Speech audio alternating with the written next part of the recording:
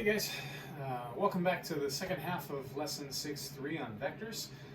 We've got a few things to cover to finish off this lesson, so once again, let's get started.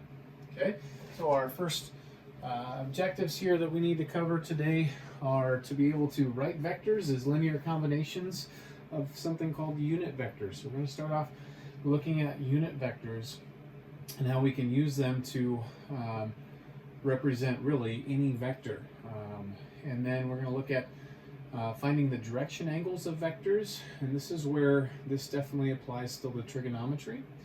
And then we'll use vectors to model and solve real life problems. We'll look at some application questions of where we can apply vectors. So unit vectors. Well, first off, think about what this word describes, or this term describes. Unit vectors. Just like on a unit circle, we had a circle that had a radius of 1. You see, a unit vector would be a vector that has a magnitude of 1 unit. Okay, and so what we're going to talk about today is really every single vector can be made up of two individual, some linear combination, we're going to call it, some scalar multiple of two unit vectors. So we're going to start by finding unit vectors and then talking about some standard unit vectors that can help us build any vector we want. Okay, so that's a little bit of an intro there into unit vectors. So it says in many applications of vectors, it's useful to find a unit vector that has the same direction as a given non-zero vector v. So to do this, all we would need to do is simply divide vector v by its magnitude to obtain a unit vector. Right, like we talked about in the previous half of this lesson, that when I just scalarly multiply a vector by, say, 2, it doubles the length of the vector. It keeps the same exact direction of the vector, but it just doubles the length. Well, I can do then the same thing. Like if I wanted to make a vector, say, half of its length, then I just divide by 2 or multiply by a half, right? Well, if I want to make a vector be of only length 1, well, I then need to divide by its magnitude or multiply by the reciprocal of its magnitude would do that. And that's what you see right here. So the unit vector, let's call it u in this situation, is equal to the vector v divided by the magnitude, its own magnitude. Or that's the same thing as multiplying vector v by the magnitude reciprocal.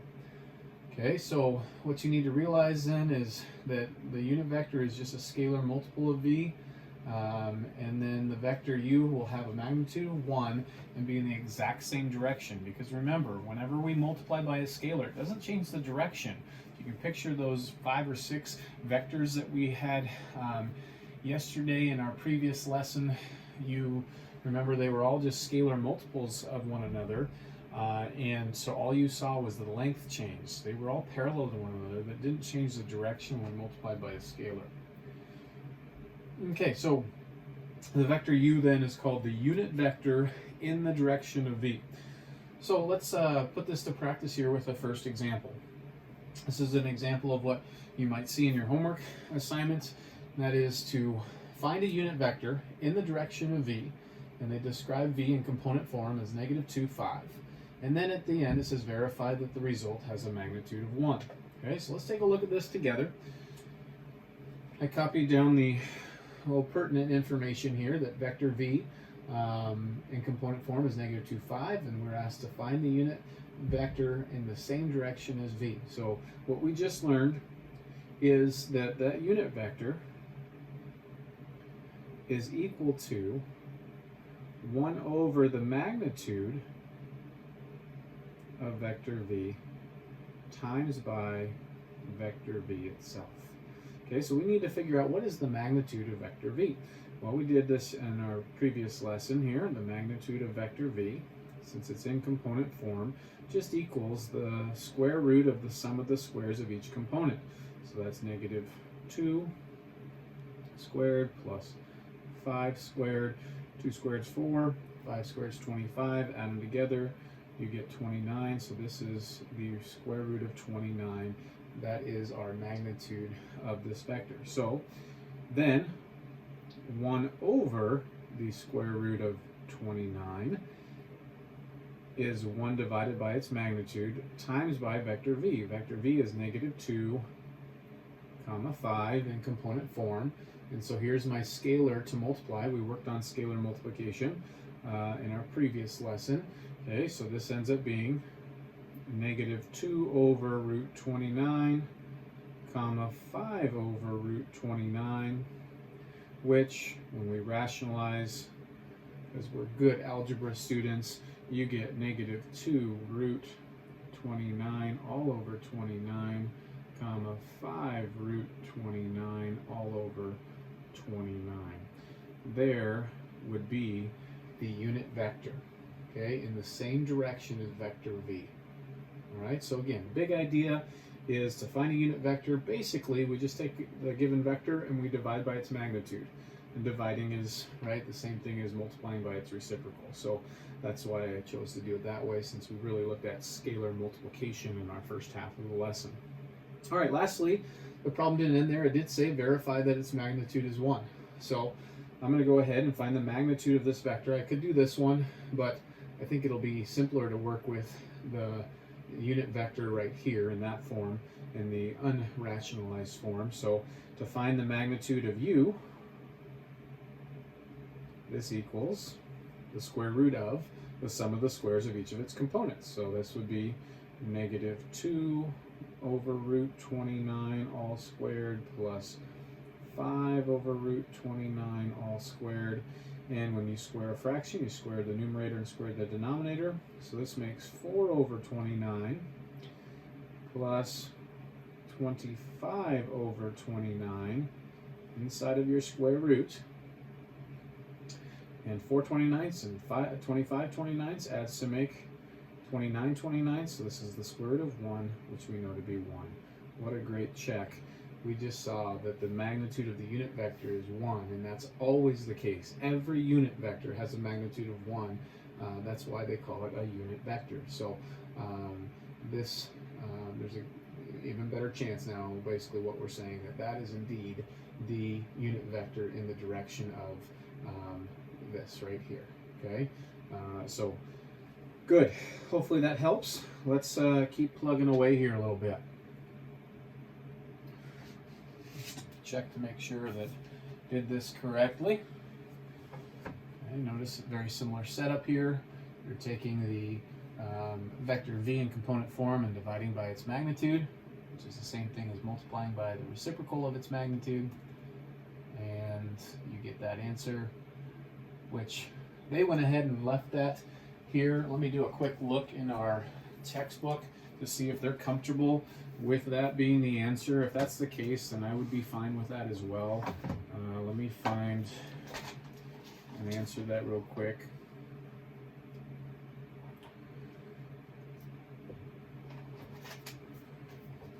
One moment.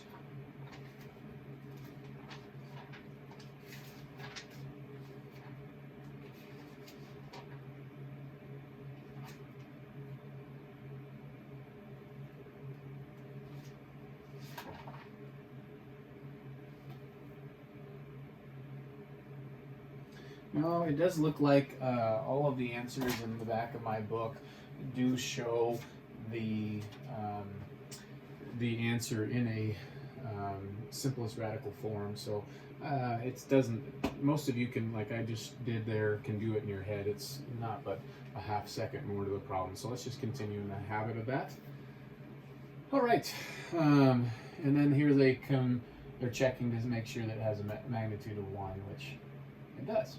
All right, so now this is kind of neat. The unit vectors, there are what we call standard unit vectors, 1, 0, and 0, 1. Those are our two standard unit vectors. You see them graphed there in that figure 6.25 in the bottom right corner.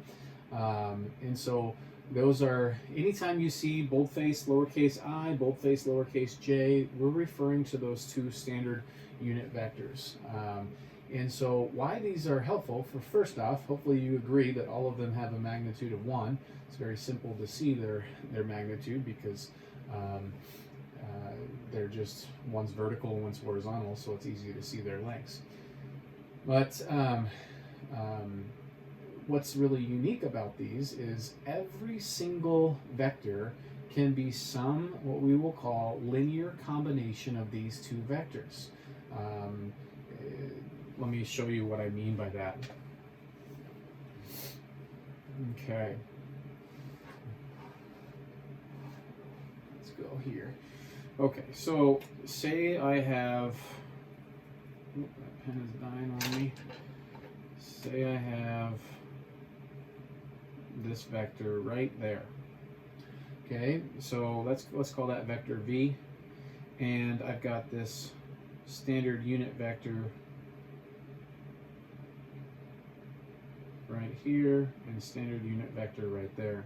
If I were to go ahead and scalarly, this is just kind of a geometric visual explanation of how I can rewrite v as a linear combination of both of these.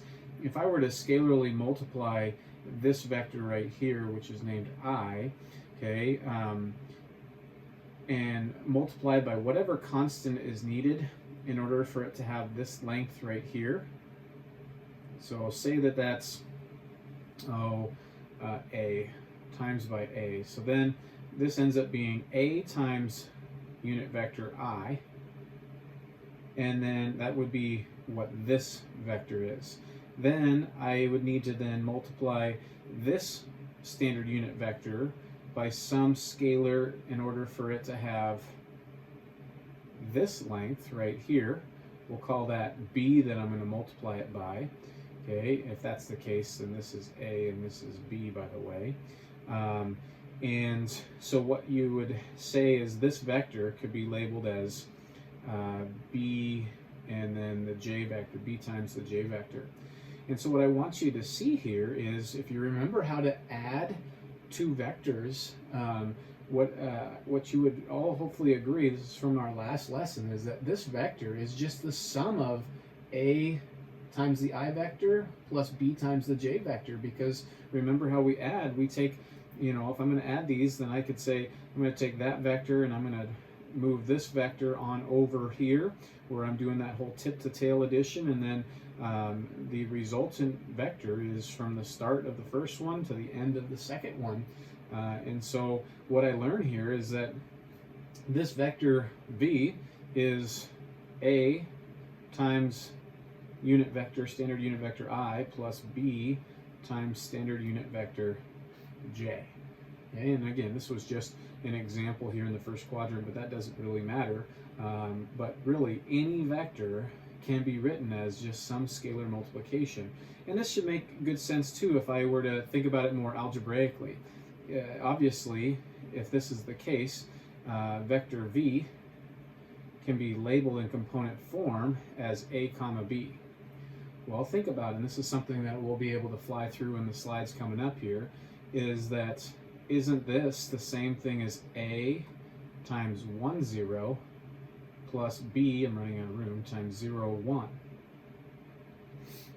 Right? If I did, from your understanding of scalar multiplication from our last half lesson, if I did a times 1, 0, that turns into a comma 0 in component form. If I did b times 0 comma 1 in component form, that turns into 0 comma b. And then if I add those two component forms, I'd have a 0 plus an a to make a, and I'd have a b plus a 0 to make b. And so hopefully you would agree then that vector v is just a times the standard unit vector I plus b times the standard unit vector j. Okay, so all of this to say, the whole purpose of that little sidebar conversation in a way is for you to realize that yes, any vector can be a linear combination, and what we mean by that is just scalar multiplication and addition involved of the standard unit vectors I, which is written as 1, 0 in component form, and j, which is written as 0, 1 in component form.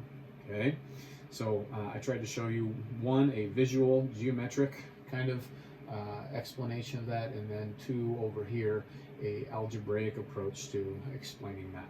Okay, alrighty. let's switch back here, and I think we'll be able to see a lot of that same stuff. They do make an important note here in the lower left corner of the screen. They say, hey, note that the lowercase letter I is written in boldface and is distinguished then from the imaginary unit. Okay, we typically don't use the letter I for anything other than the imaginary unit, but in this case, with it being boldface, that's, as we talked about in our first half of this lesson, that's reserving this to be a vector. Okay, so we got to pay attention to the details. All right, so this is exactly what I just got done saying. These vectors can be used to represent then any vector. Any vector, hopefully you'd agree, could be written as, in component form, v1 comma v2. Well, if that's the case, then that would be the same thing as v1 times the component form vector 1, 0 plus v2 times the component form vector 0, 1. Well, 1, 0 and 0, 1, those are your I and j respectively unit vectors. Okay, so anyways, we could say, and I mentioned this yesterday in our first half of the lesson, the scalars v1 and v2 are called the horizontal and vertical components of the vector. Okay, the vector sum v1i plus v2j is called the linear combination of vectors I and j. So be very comfortable with the following here. Okay, most of us probably don't end up being as comfortable in the IJ formation. So if you ever see A times the vector I plus B times the vector j, that's the same thing in component form as just A comma B. Okay, you need to be able to be pretty comfortable about looking at this, the IJ form, and putting in component form without any thought. Okay, and vice versa, really. All right.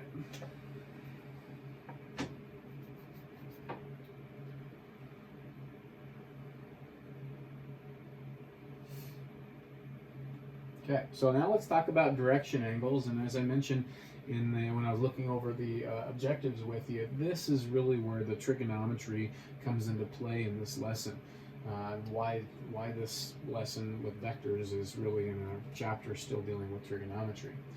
Okay, so it says if u is a unit vector, and we typically will save the letter u, the name that is of a vector for a unit vector, such that theta is the angle. Now this is important for you to realize right here. Anytime that we deal with theta with vectors here, or an angle, a direction angle, it's always measured counterclockwise from the positive x-axis. Okay, so as you look in this picture in the lower right hand corner in figure 6.27, notice the pink little arrow representing theta there. It's measured counterclockwise from the positive x-axis.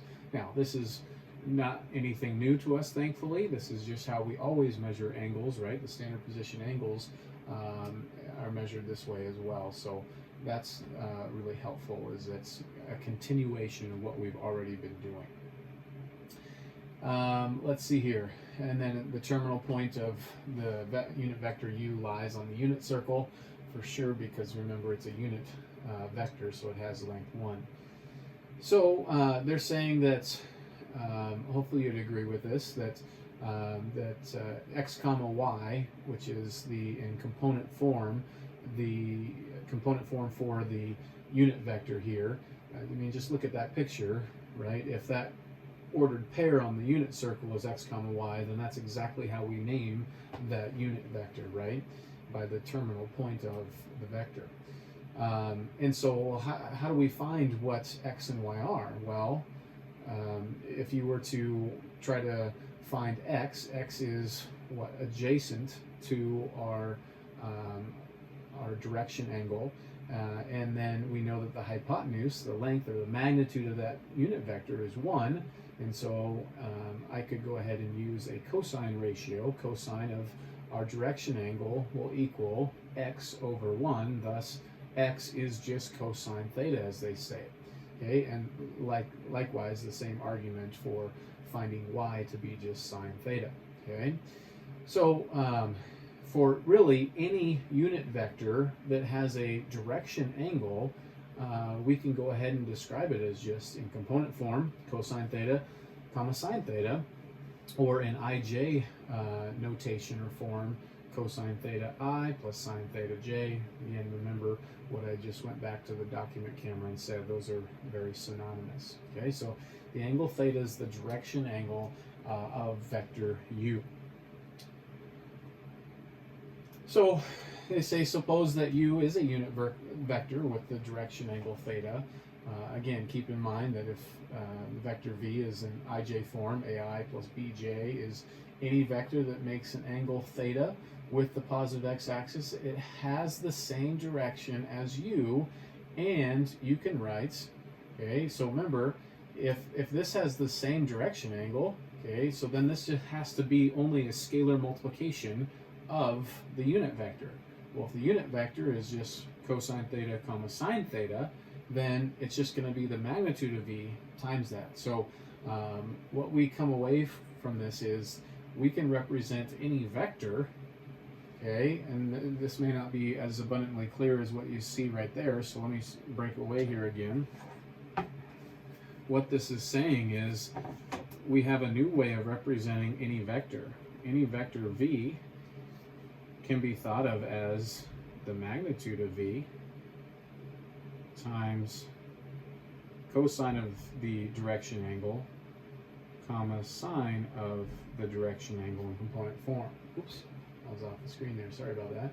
Say that one more time. Any vector v can be thought of as the magnitude of vector v times by cosine of the direction angle, comma sine of the direction angle there in component form. And of course, because we know how to do scalar multiplication, it could also be thought of as this.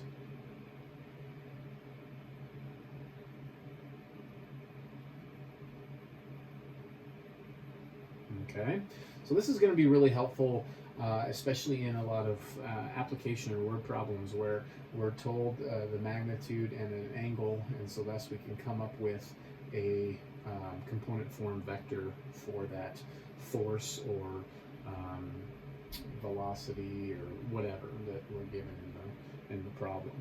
Okay, all right.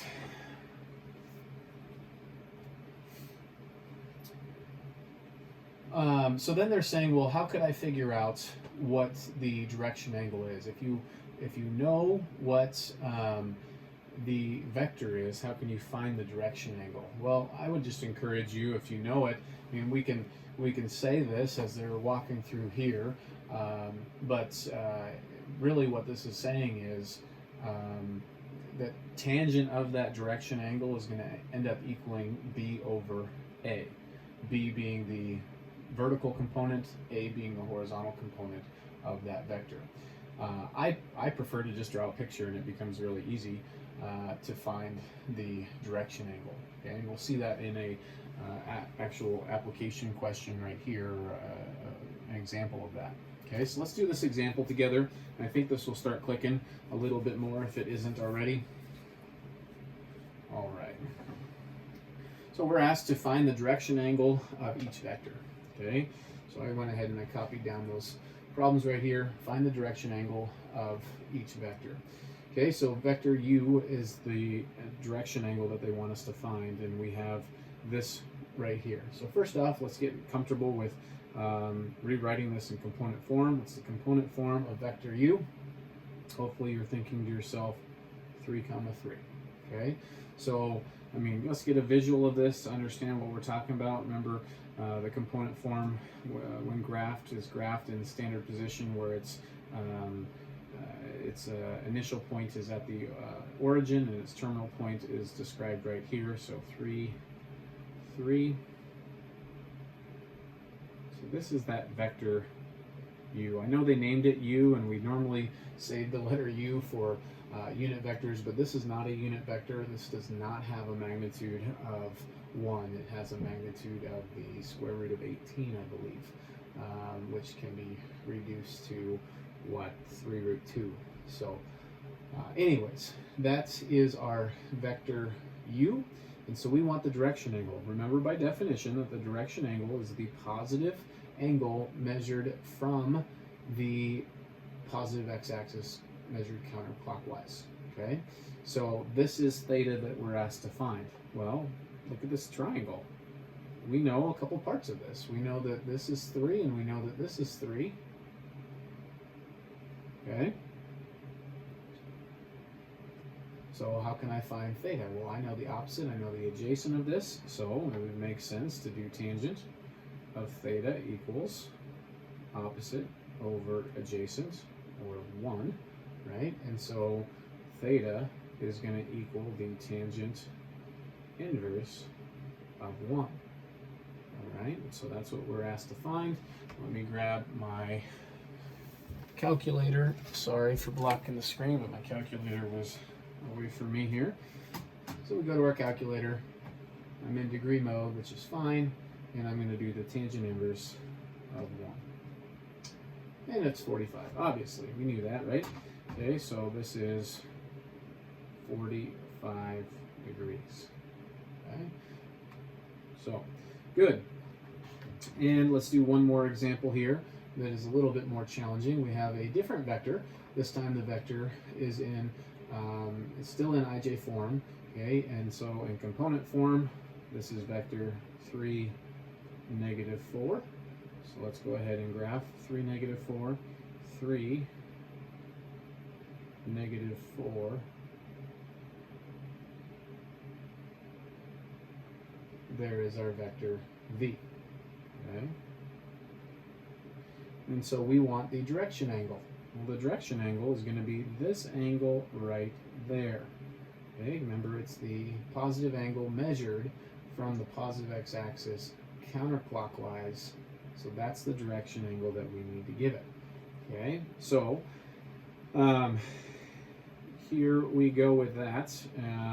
So let's see here. Well, we can draw this little triangle right here, okay, where I know this to be 3 and I know this to be negative 4, right?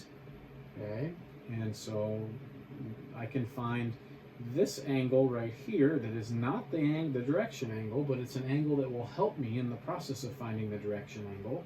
So that angle right there, I know the opposite and I know the adjacent, so we can say tangent of that angle equals negative 4 over 3.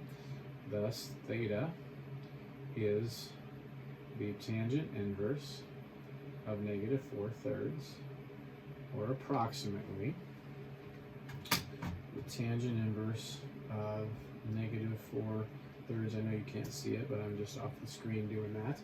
Okay, and that is approximately negative 53.13 degrees. Now, in a lot of instances, it's actually not bad to leave that answer as a negative angle. However, I do think that they want the positive representation of this angle because of how it's measured, right? We were told by definition that the direction angle is measured from the positive x-axis counterclockwise. Well, that would represent a positive angle measure. So basically what I learned by this is this angle right here is 53.13 degrees. So in order to find all of the other parts of that whole circle, basically, right, I just have to take 360 plus this whole value, or 360 minus the 53. So our actual direction angle in this problem is going to be 360 degrees minus the 53.13, or approximately 306.87 degrees. 306.87 degrees. All right, so that would be our direction angle on those two problems, 306.87 degrees on that last one. Okay, so let's double check that I didn't goof up. I don't think I did.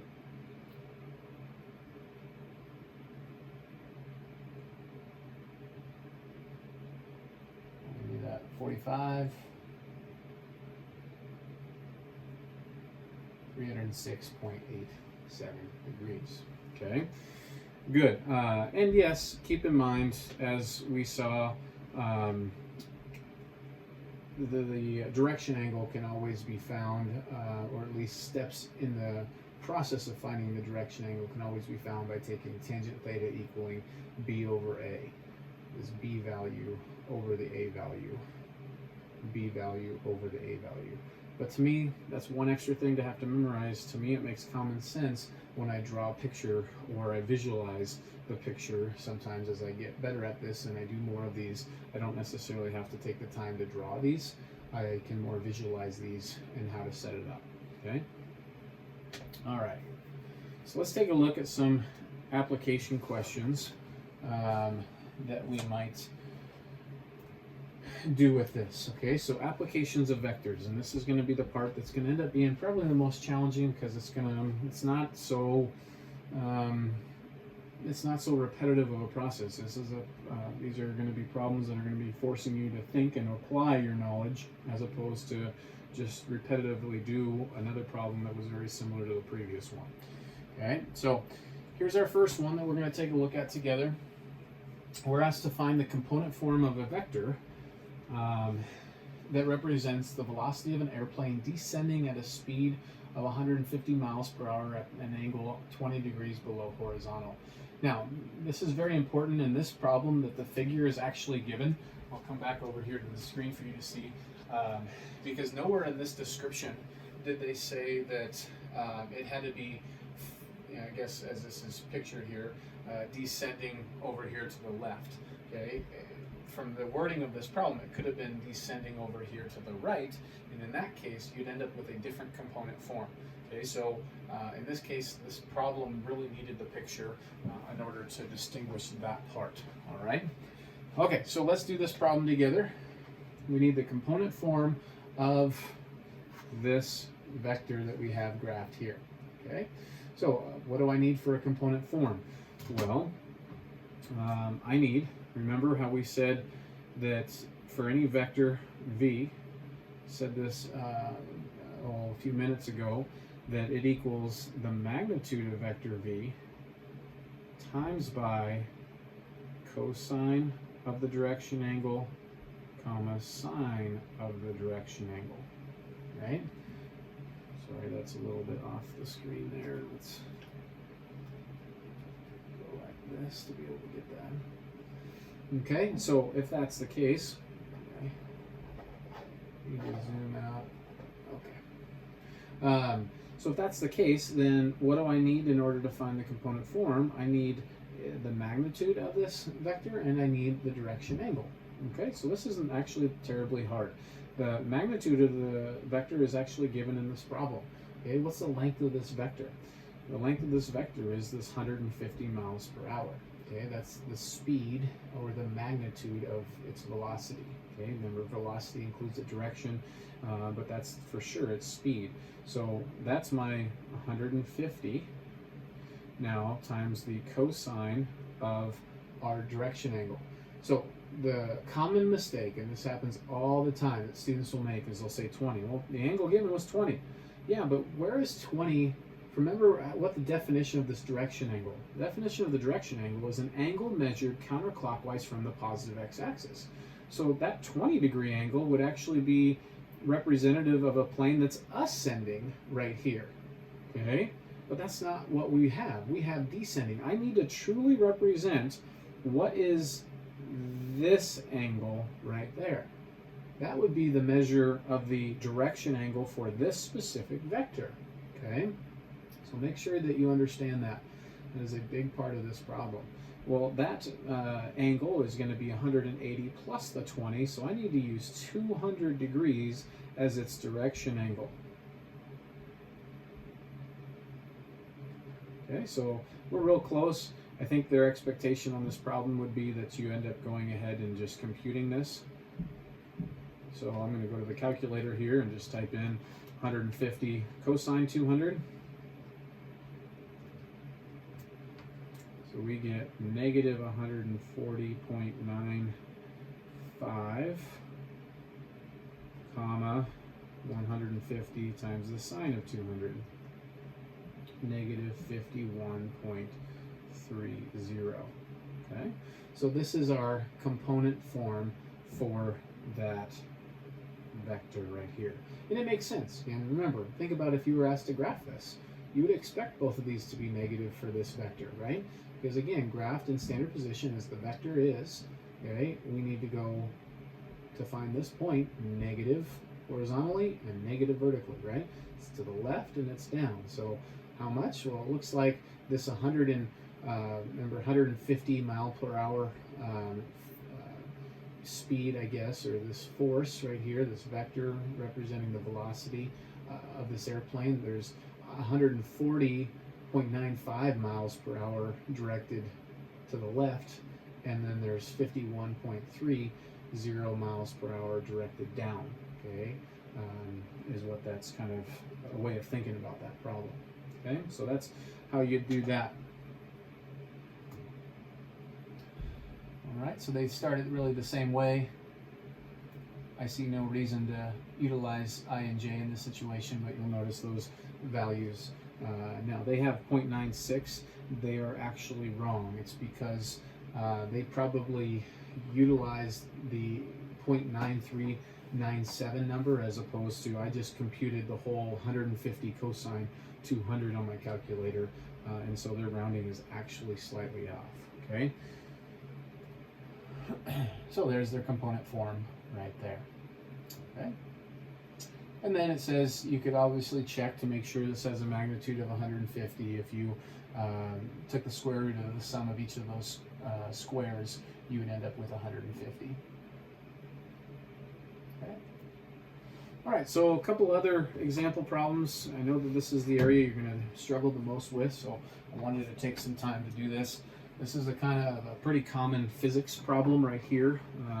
You've got this force of 600 pounds, it says, is required to pull a boat and a trailer up a ramp inclined at 15 degrees from the horizontal. Find the combined weight of the boat and the trailer. Okay, so here we go. This one's a good one. All right, so my picture isn't going to do it justice. I did not take the time, sorry. I know you guys appreciate my wonderful drawings. But this is the boat and trailer, this rectangle that's on this 15-degree incline. Okay, and it says that it takes 600 pounds of force in order to pull this up the ramp. Another way of saying that, it takes 600 pounds to keep it from sliding down the ramp. So really, 600 pounds is basically the force that keeps this actually at rest. Anything greater than 600 allows it to pull it up the ramp. Anything less than 600, this thing starts sliding down the ramp. Okay, so the question says find the combined weight of the boat and the trailer. All right, so in this picture, it's probably really easy for you to set up the 15-degree incline and put some object on that incline. But this is the triangle that's going to be necessary for us to answer this problem. And so what I've done here is I've drawn a force, a vector, straight down. This actually represents this quantity that we need to find. You could call it the force of gravity, right? Which is where our weight is. Think about it, I guess, if you were to, you know, I don't know. Actually, I was going to say something. I don't know if that would help. So, so find the combined weight of the boat and trailer. That's the same thing as the force of gravity. That's this value right here that we need to find. Okay. And then we've also got this force right here that represents kind of the force that the boat trailer place on the ramp, because notice it's perpendicular to the ramp. Okay, so that's some value. I don't need to really, I guess I could call it Y if you want. And then down here, now this is the force of this boat or trailer, boat/trailer, down the ramp. Well, this is, in order for it to take 600 pounds to pull this thing up the ramp, there is an equal 600 pounds of force that is pulling this thing down the ramp. So that's where that 600 comes into play in this triangle. So what we need to do is try to figure out X. Well, the good thing is there's a direct relationship between this right triangle. Hopefully you'd all agree that that's a right triangle, and this triangle. And that is, I drew this in such a way that this right here is parallel, this force down here, the 600-pound force, is parallel to the ramp, which makes sense because, again, that 600 pounds is the force that keeps this from sliding. So that means there's 600 pounds going that way and 600 pounds going that way. In other words, this boat trailer is at equilibrium, at rest on this ramp. Okay, so I drew this, again, parallel to that. That means I've got parallel lines and transversals. So parallel lines and transversals, this angle right here and this angle right here, parallel lines, transversal, those are alternate interior angles. Those have to be congruent. That angle right there and that angle right there have to be congruent. Likewise, here is a parallel line, set of parallel lines, and here's a transversal. Okay, so what do I know about that? I know that this angle right here, okay, is well, that's, I guess, a right angle. I was trying to think here. Let's explain it. Basically, what that's saying is that this angle right here, yeah, I'm struggling because the picture is so small right here. I don't have a really nice fine point to be able to draw. But with the parallel lines and this transversal right here, this angle, which is 90 degrees, I intentionally drew that 90 degrees or perpendicular to that, has to be, that's got to be the same thing as this. Both of those two are what are called same side interiors. They're supplementary. So that's a right angle. Well, if that's a right angle, look at this little triangle over here. I've got this double arc mark, and a right angle in both of those two triangles. Okay, there was something from your geometry days, I believe, that was called AA similarity. These two triangles are similar. If that's the case, then this little angle right here is also 15 degrees. That is so important in the setup of this problem. So ultimately, here's what we have. We've got this force right here, which is the weight of gravity, or the force of gravity, which is what I'm looking for, which is the weight of the boat and trailer. And then I've got a right triangle, and this being 600. And this little angle right there, 15 degrees. So to solve for this, well, what do I know in relation to that 15-degree angle? I know the opposite, and I know the hypotenuse. And so opposite hypotenuse is sine, right? So sine of the 15 degrees is going to equal my opposite, 600, over my hypotenuse, x. How do I finish solving for x?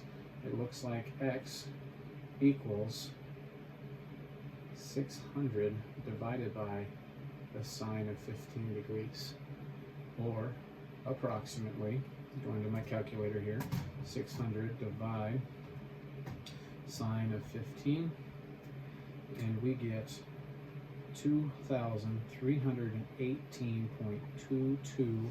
Now, what were the units? The units would be pounds. Okay, so it's not uncommon to see a object, boat, trailer, something on a ramp or a wedge or something like that, and this is typically how those problems go.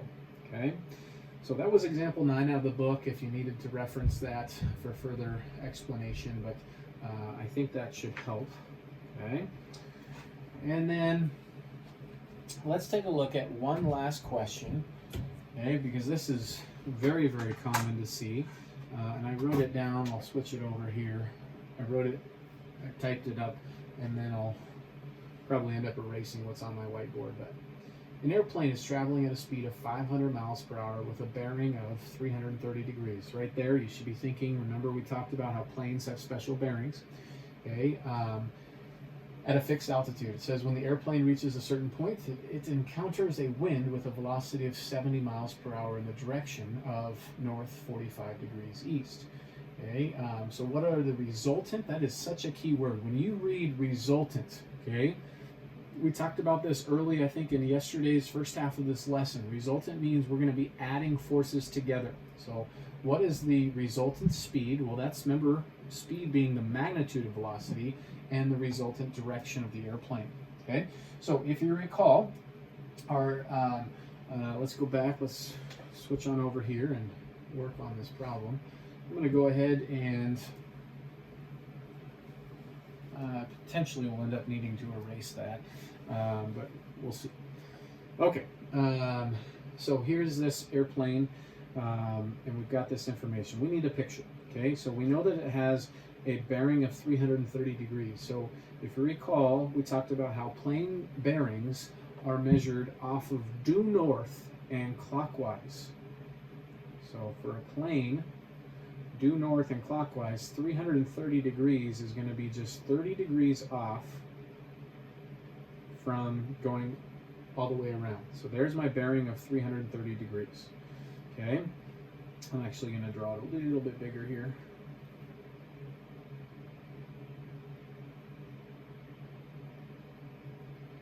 Okay, so I'm going to go ahead and label this vector with its speed, because the length of the vector is the magnitude, and that is the speed in this situation. And we know that this little guy right here, I'm just going to go ahead and say is 30 degrees. Okay, and then it is traveling at a fixed altitude, and then at some point, when the airplane reaches a certain point, it encounters a wind with a velocity of 70 miles per hour. So let's say this is the point. Okay, it's been traveling at 500 miles per hour. Okay, this MPH at a bearing of 330 degrees, and at some point, let's let this be the point, it encounters a wind that has a velocity of 70 miles per hour.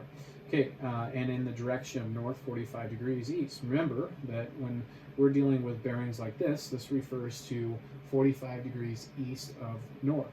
So if this is my north line, 45 degrees east, now I'm going to draw this as a pretty short vector. Why?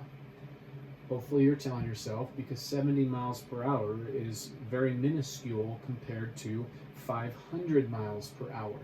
Okay, the length of this vector represents 500 miles per hour, that speed. So this is a pretty small value in comparison to the 500. And in fact, mine's probably a little too long. Now, what are the resultant speed and direction of the airplane? This right here, ladies and gentlemen, because resultants means the sum of the vectors. And if you remember geometrically what it means to add vectors, that whole tip to tail, this right here is my resultant vector. We'll call it R, let's say. Okay? So you have, we'll call it P and W, right, for plane vector and wind vector. And then we have the resultant vector right there. So in order to find that resultant vector, we should add these two vectors. So let's just talk about how can I represent P, the plane speed, in component form. Well, do we have the magnitude and do we have the direction? I think we do. So then this ends up being, what's its magnitude? 500 times cosine. All right, what's the direction? Again, it can't be 330 and it's not 30, because the direction angle, by definition, remember, was measured as an angle measured counterclockwise from the positive x-axis. So I need to know what this angle is right there to the plane vector. Well, that's 90 plus 30, so that would be 120 degrees. Sine of 120 degrees. Okay, so there is my plane vector. Okay, and of course, if I wanted, I could say that's 500 cosine, oops, don't need to write the same thing, 500 cosine 120 degrees, comma 500 sine 120 degrees. So there's the component form of the plane. Now let's do the component form of the wind.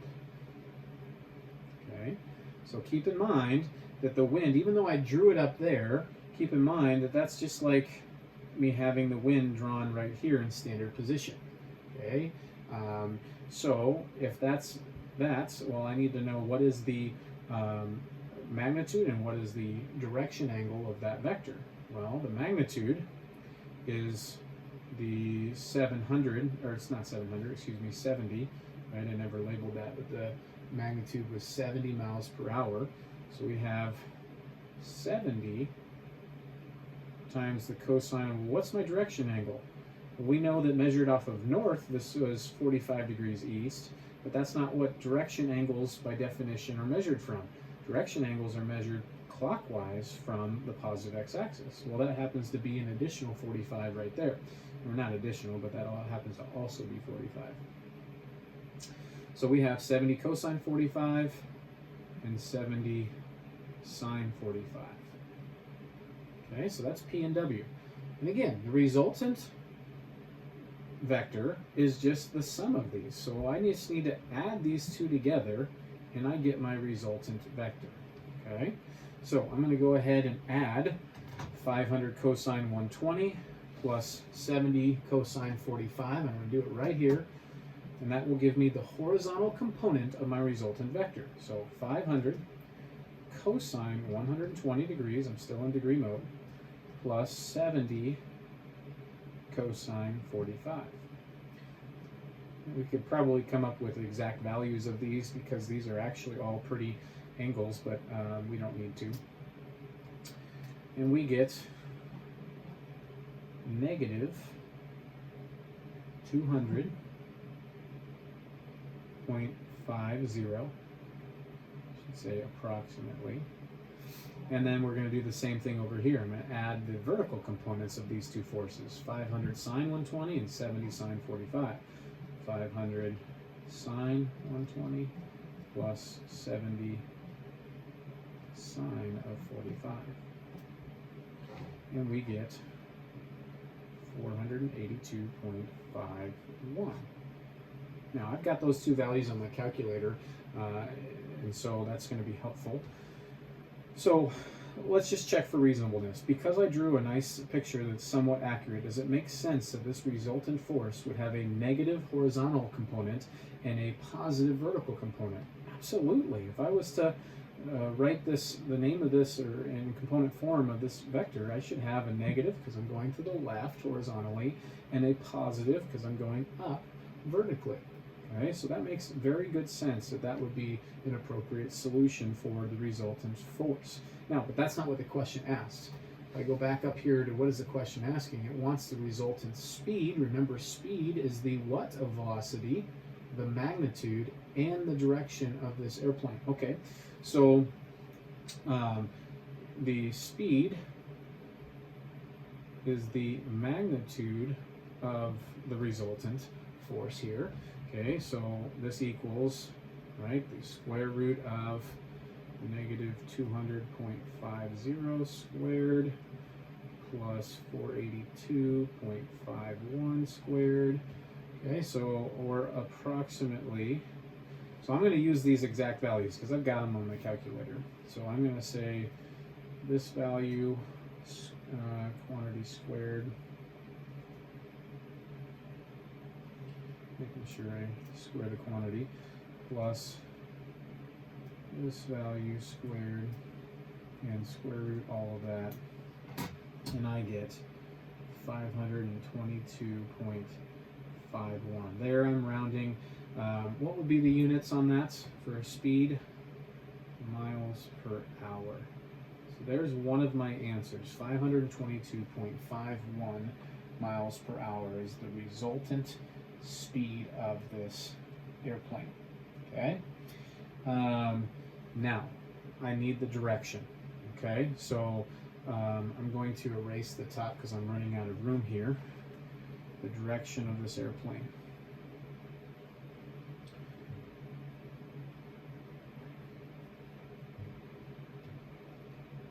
Okay. So when I do the direction of this airplane, keep in mind that, let's go to this picture. So keep in mind that the information, I'm trying to draw a vertical line segment here, the information about this resultant vector, I know that this is the horizontal component, that is the negative 200.5-ish, and then this vertical component right here is the 482.51. So the angle that I can very easily find is this angle, but that's not the direction angle. Okay, so if I were to do this, I would probably ignore the fact that this is negative myself, and I would just find this angle. Okay, so if it were me, I would say, okay, well then that's tangent of hesitant to call this theta, let's call it beta, is equal to opposite 482.51. Again, I've got that on my calculator, divided by 200.50. And so beta is the tangent inverse of that. Okay? If I didn't take off that negative that was right here, what I would be finding is the issue I'd run into is this would be a negative ratio right here, and where tangent inverse has a negative input, its output is going to be a negative angle. It's going to give me something down in this quadrant, okay? Because remember how tangent inverse is just restricted to a range of those two quadrants. So anyways, I just went ahead and I wanted to find what this angle is, okay? So lastly here, we're going to take that tangent inverse of that, so that's tangent inverse of this 482 number divided by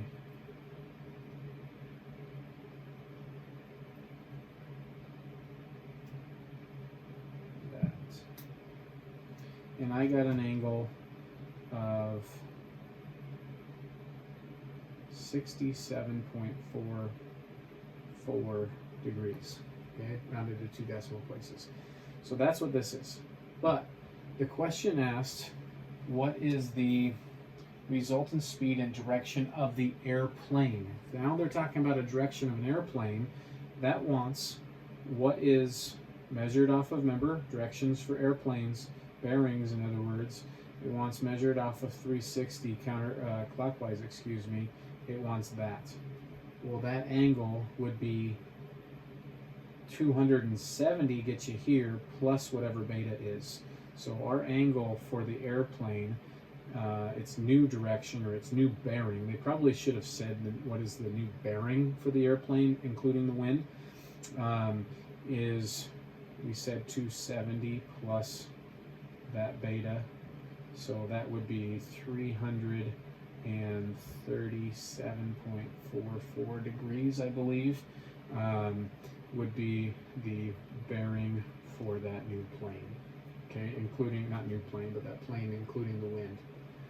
All right, so the example 10 in the book does it slightly different. They play with that negative sign right here, and then they get an angle that's down in this quadrant, represented as a negative angle, and then they add 180 to find just this positive component, and then they work to find what is the actual bearing for the rest of it. And so that would be this part plus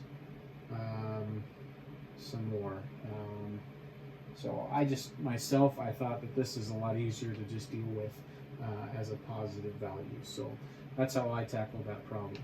Okay, so anyways, one thing to summarize that in that problem, again, you see resultant force. These can be sometimes some of the more challenging problems in this lesson. You need to think about, all right, how can I represent each force individually in component form, and then we add them. And remember from our first half of our lesson, adding forces, you're just adding corresponding components. And once you've done that, you've got a new resultant force. And they'll often ask, what's the magnitude? In this case, it was speed, so yes, what's the magnitude? And then something about direction, okay? So anyways, hopefully this helps. I'll have online your homework assignment that goes alongside this, which is just going to be in addition to the first half, like you guys are accustomed to doing. And again, I hope this helps. I hope you guys are finding yourselves to be safe and healthy right now. And as always, reach out to me with any questions that you have. Until next time, take care, guys.